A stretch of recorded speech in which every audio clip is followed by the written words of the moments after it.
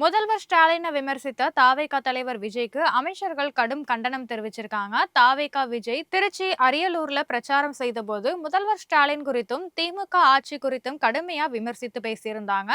விஜயுடைய இந்த பேச்சுக்கு தமிழக அமைச்சர்கள் கண்டனம் தெரிவிச்சிருக்காங்க. விஜய் முதல்ல தமிழகத்துடைய வளர்ச்சி குறித்து முழுமையா அறிந்து பேசணும் அப்படின்னு சுப்பிரமணியன் சொல்லியிருக்காரு.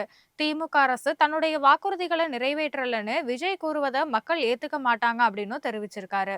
திமுகவோட ஆட்சியில திருச்சி மாவட்டத்துக்கு எதுவுமே செய்யப்படல அப்படின்னு விஜயுடைய பொதுவான குற்றச்சாட்டை மக்கள் ஒருபோதும் ஏத்துக்க மாட்டாங்கன்னு, திருச்சியுடைய வளர்ச்சியை விஜய் சரியாவே பார்க்கலன்னு அமைச்சர் அன்பில் மகேஷ் குற்றம் சாட்டியிருக்காரு. மக்கள் மத்தியில திமுக அசைக்க முடியாத சக்தியா இருப்பதால தான் பொய் குற்றச்சாட்டுகளை சொல்றதா கண்டனம் தெரிவித்த அமைச்சர் ரகுபதி, நடிகர் விஜயுடைய வருகையால 2026ஆம் ஆண்டு சட்டமன்ற தேர்தல்ல திமுகவோட வாக்கு வங்கி எதுவும் பாதிக்காது அப்படின்னு சொல்லியிருக்காரு. விஜய் பிரச்சாரத்துல விதிகளை மீறினா சட்டம் தன்னுடைய கடமையை செய்யும்னு அமைச்சர் ரகுபதி சொல்லியிருக்காரு.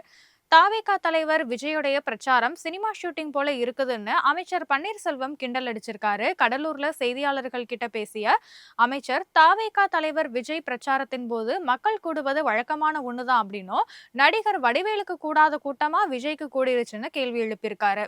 நடிகர் விஜய் கட்சியில தொண்டர்கள் கிட்ட கட்டுப்பாடு, கண்ணியம் இல்ல அப்படின்னு அமைச்சர் கீதா ஜீவன் விமர்சனம் பண்ணியிருக்காங்க. தூத்துக்குடியில செய்தியாளர்களுக்கு பேட்டி அளித்தவங்க, தொண்டர்களை கட்டுப்பாடோட வரைமுறையோட வழிநடத்த கத்துக்கணும்னு தெரிவிச்சிருக்காங்க.